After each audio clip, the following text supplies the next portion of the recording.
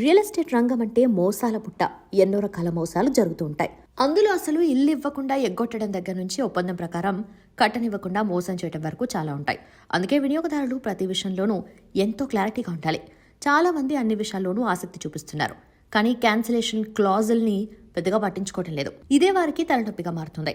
ఇప్పుడు ముందస్తు బుకింగ్లు పెరిగిపోయాయి. సినిమా టికెట్ల నుంచి ఇళ్ల వరకు అవే బుకింగ్స్ ఉంటున్నాయి. ప్రతి చోట క్యాన్సిలేషన్ పాలసీ ఉంటుంది. క్యాన్సిల్ చేసుకుంటే కొంత ఇస్తామని టికెట్ బుకింగ్ యాప్లలో స్పష్టంగా కనిపిస్తూనే ఉంటుంది. కానీ రియల్ ఎస్టేట్ కంపెనీలు ఈ క్యాన్సిలేషన్ పాలసీ విషయంలో గోప్యత పాటిస్తున్నాయి. ఎక్కువ సమాచారం కొనుగోలుదారులకు చేరనేయటం లేదు. ఇల్లు బుకింగ్ చేసుకున్న తర్వాత ఏ కారణంతో అయినా క్యాన్సిల్ చేసుకుంటే నష్టపోకుండా ఉండేలా నిబంధనలను కొనుగోలుదారుడు రాయించుకోవాలి. ఓ వస్తువు కొనుగోలుదారు ఆర్డర్ పెట్టి తర్వాత అంతకంటే మంచిది తక్కువ రేటుకు రావటం, ఎక్కువ పెట్టామని అనిపించడం, లేకపోతే తొందరపడి డబ్బులు కట్టేశామని అంత భరించలేమని అనుకోవటం వంటివి జరుగుతుంటాయి. అదే సమయంలో బిల్డర్లు స్లోగా నిర్మించడం, ఎప్పటికీ పూర్తి చేస్తారో కూడా తెలియకపోవడం వంటి సమస్యలు వస్తాయి.